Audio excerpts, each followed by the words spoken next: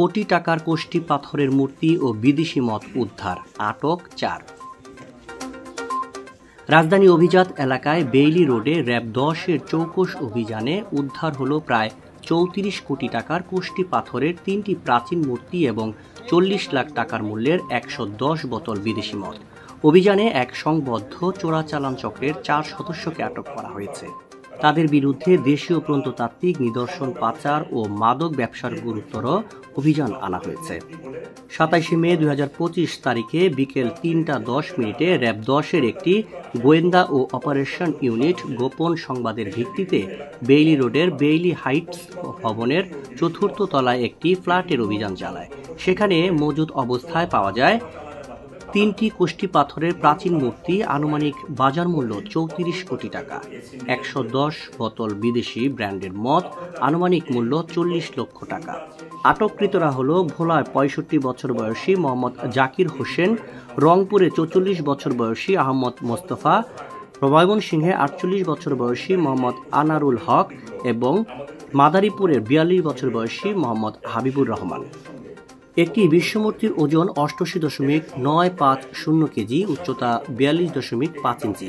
দ্বিতীয়টির ওজন 19.650 কেজি, উচ্চতা 26.5 ইঞ্চি। এটিও বিশ্বমূর্তি বলে ধারণা।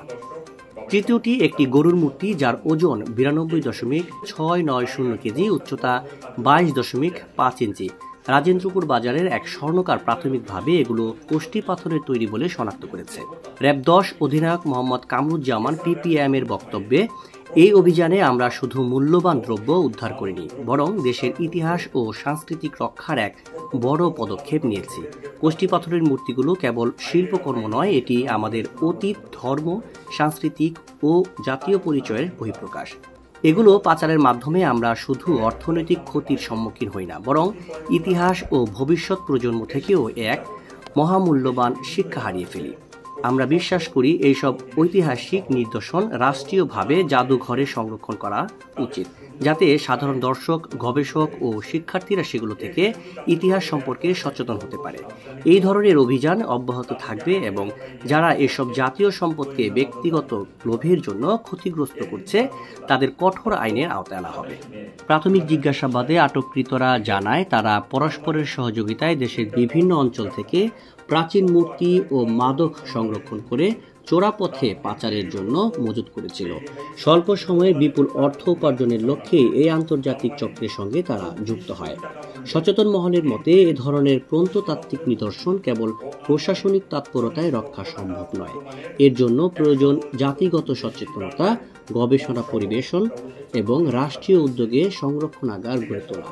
প্রতিটি উদ্ধার হওয়ার মূর্তি আমাদের পূর্বপুরুষের ইতিহাসের সাক্ষী, যা ভবিষ্যৎ প্রজন্মের জন্য সংরক্ষণ করা জরুরি। আটককৃতদের বিরুদ্ধে আইনানুগ ব্যবস্থা গ্রহণ প্রক্রিয়া রয়েছে বলে র‍্যাব সূত্রে জানানো হয়।